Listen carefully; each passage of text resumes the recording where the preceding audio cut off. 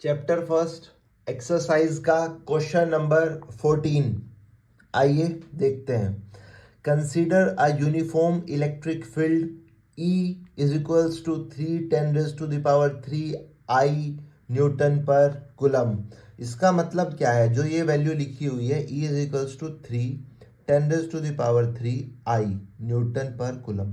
I का मतलब क्या है? इस I का मतलब समझ में आ रहा है ना कि ये जो इलेक्ट्रिक फील्ड है ये एक्स एक्सिस में है।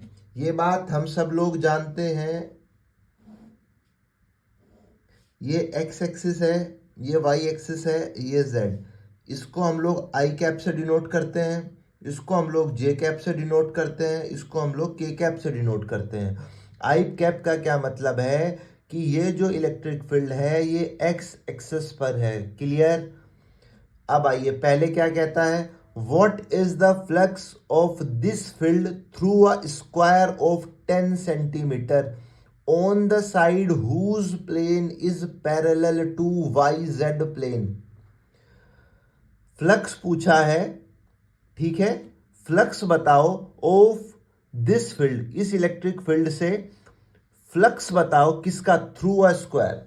अगर ये इलेक्ट्रिक फील्ड किसी स्क्वायर से निकले जिसकी साइड y और z प्लेन के पैरेलल हो, आपको उस स्क्वायर से इस इलेक्ट्रिक फील्ड के थ्रू निकलने वाला फ्लक्स बताना है। जो स्क्वायर है वो y और z प्लेन के पैरेलल हो। मुझे एक बात बताओ, क्या y जो है वो x प्लेन से 90 डिग्री पर है? क्या z जो है वो x प्लेन से 90 डिग्री पर है? क्या z जो है वो y से 90 डिग्री पर है? बताइए।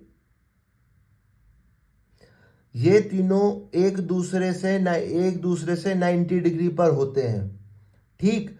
और जो अगर y और z के पैरेलल है तो उसका एरिया वेक्टर, यहां पे 3D में तो आप समझ नहीं पाओगे, लेकिन कुछ ऐसे समझ लीजिए।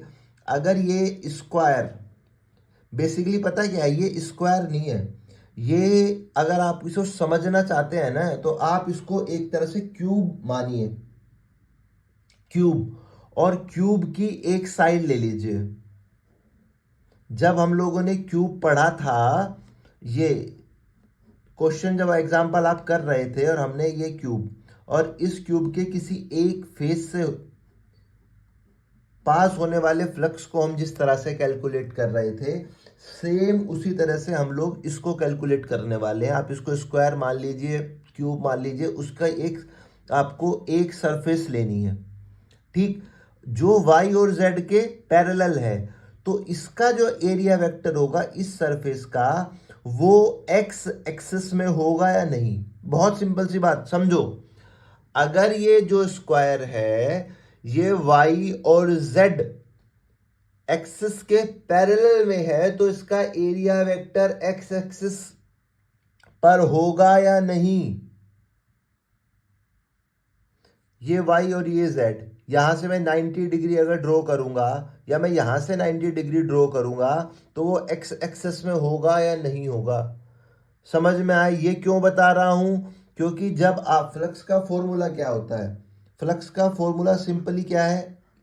E dot A. जब उसको हम वेक्टर हटा के सोल्व करते हैं डॉट को, तो वो होता है ई ए कोस थीटा। थीटा की वैल्यू क्या होगी?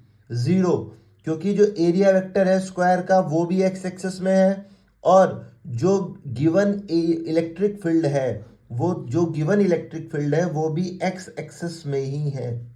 तो दोनों के बीच का जो एंगल है वो 0 होगा। इसकी क्या दी गई है? 10 सेंटीमीटर, 10 सेंटीमीटर स्क्वायर की साइड दी गई है।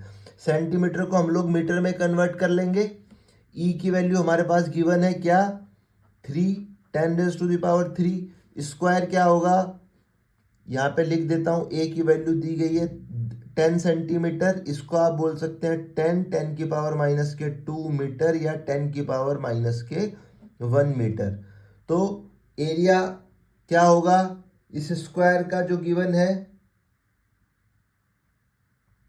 बताइए, 10⁻⁻1 into 10⁻⁻1 A square. Clear. Cos theta, theta की वैल्यू क्या है 0। 10 10⁻+3 -2 क्या वैल्यू आई 30। यहाँ पे 1 बचेगा। क्या होता है फ्लक्स की यूनिट न्यूटन मीटर स्क्वायर पर कूलम।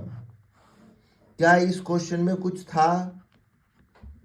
सिंपल फॉर्मूला आपको पुट करना था, बस आपको ये समझ में आने वाली बात थी कि जो ये बताया गया है कि स्क्वायर की जो साइड है वो पैरेलल है वाई और जेड प्लेन के। उसका क्या मतलब है? उसका मतलब है कि इस स्क्वायर का जो एरिया वेक्टर होगा वो एक्स एक्सिस में होगा, जहां से आपको थीटा की वैल्यू 0 मिल जाएगी।